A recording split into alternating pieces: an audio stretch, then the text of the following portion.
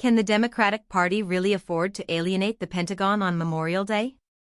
This is more than just a social media gaffe. It's a full-blown war of words between a major political party and the very institution tasked with defending this nation. Before we dive into this explosive confrontation, if you want to stay on top of every significant development in US politics, hit that subscribe button right now and give this video a like. It truly helps our channel reach more people and keep you informed.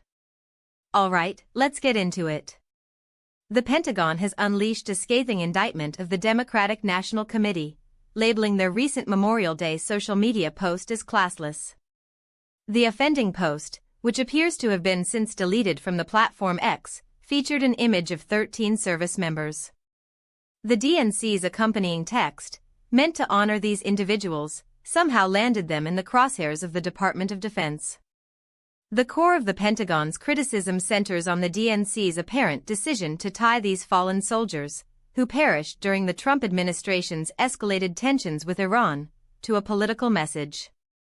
Specifically, the context mentions them as service members killed during what the DNC seemingly referred to as the Trump war with Iran.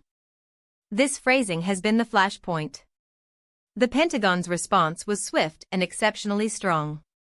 A spokesperson for the Defense Department issued a statement condemning the DNC's post, articulating a deep sense of offense that the sacrifices of these service members were seemingly being politicized.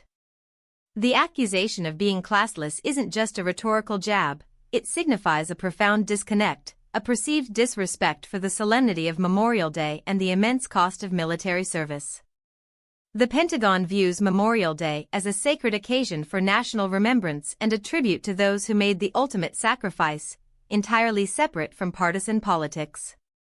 To use such a moment, and the memory of those lost, to score political points against a former administration, is seen by the Pentagon as a grave misjudgment and an insult to the fallen and their families.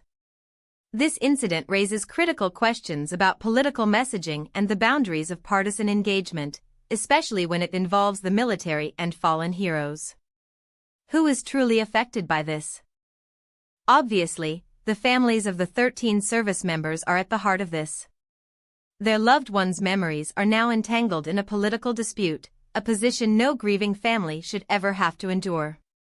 Beyond that, the entire military community is affected. Such statements can erode trust between the armed forces and political entities, potentially fostering an environment where service members feel their sacrifices are being exploited. What are the possible outcomes here? For the DNC, this is a public relations disaster. They've managed to unite, at least on this specific issue, factions that often disagree vehemently. They've drawn the ire of the Pentagon, a powerful and respected institution. The deleted post suggests an awareness of the misstep, but the damage may already be done.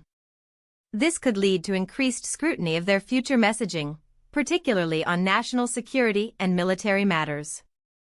They will likely face calls for greater sensitivity and a clearer distinction between political campaigning and national remembrance.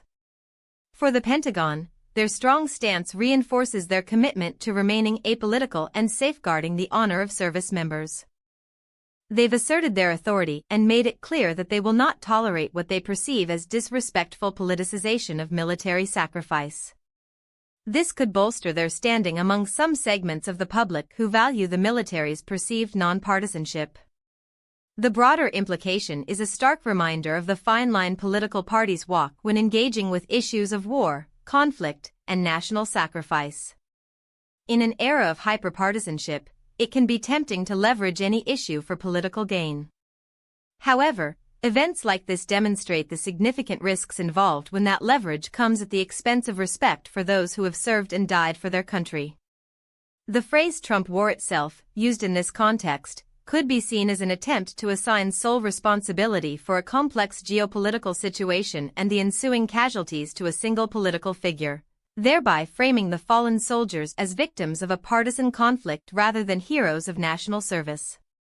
This distinction is crucial and, according to the Pentagon, was grossly mishandled by the DNC.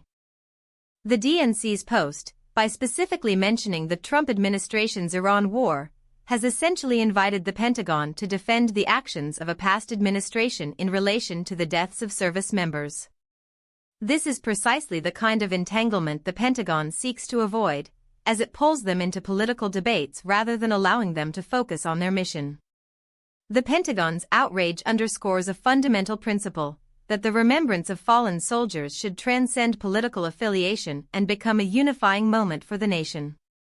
When a political party, even with the intent to honor, uses language that frames military actions through a partisan lens, especially on Memorial Day, it risks trivializing the sacrifice and disrespecting the very individuals they claim to commemorate.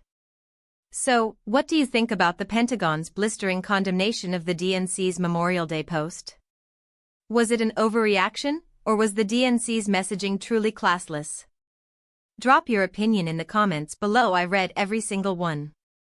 This is a critical moment in how politics intersects with national memory.